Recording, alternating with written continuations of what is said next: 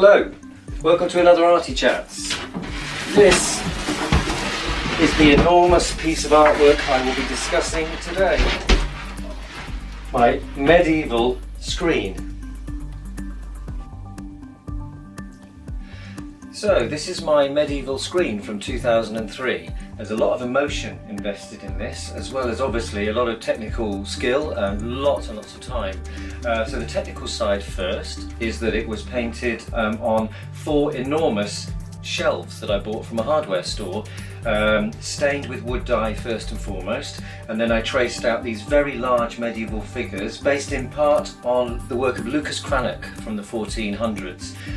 I certainly was influenced by his colours and the use of gold and the hair on the lady, all the light that's picked out on this, the very fine lines to show the veil and the dots and the detailing on her hats there, and also the colours on her dress here picked out in gold. I've always loved Lucas Cranach. I found the colours very satisfying, so I spent a long time tracing these figures out and then working from the background first. I did the sky first and foremost, and then all of the borders, and then the background of green, and then the figures. Finally, I added in gold paint in a text along the bottom, which is actually the monk's prayer that I recently had seen in Glastonbury Abbey. It's a lovely prayer just for wishing for a peaceful life, and I thought that really fitted well with this sort of overall theme of angels, devils, and everything in between, love and folly.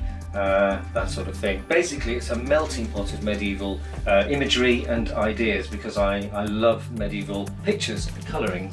So, while I was painting this, the emotional side is that my partner's mother had just died, and so we were having a really tough time. My inspiration was gone completely. Everything felt pointless. So we took a day out to Berkeley Castle in Gloucestershire, and that has at least a 900-year history, and it's full of medieval artwork and tapestries and so on. It's been visited by kings and queens of England, and in our grief and our numbness, I actually felt a spark of inspiration there, because I thought of all the hundreds and thousands of people that have passed through that castle, who'd lived and died and gone through what we'd gone through, one way or another.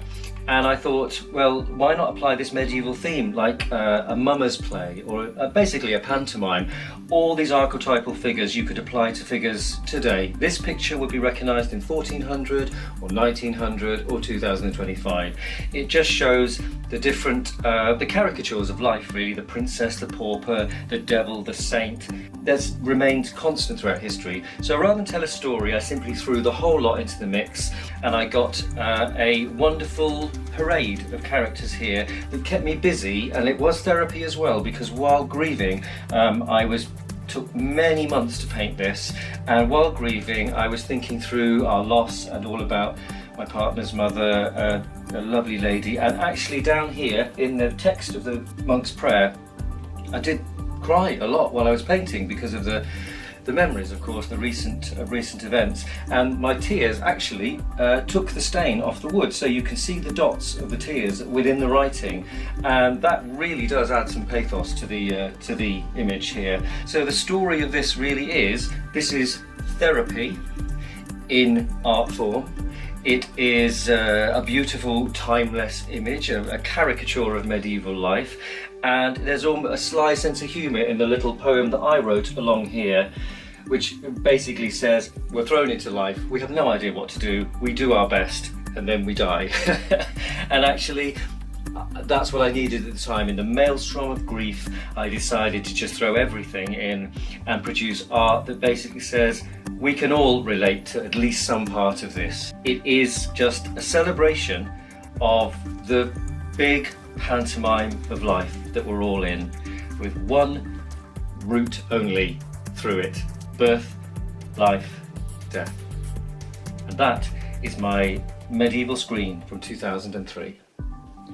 As spirit calls the loving flesh, my heart doth weep o'er heaven and hell, and blindly seeketh virtue's path, till time and folly break the spell.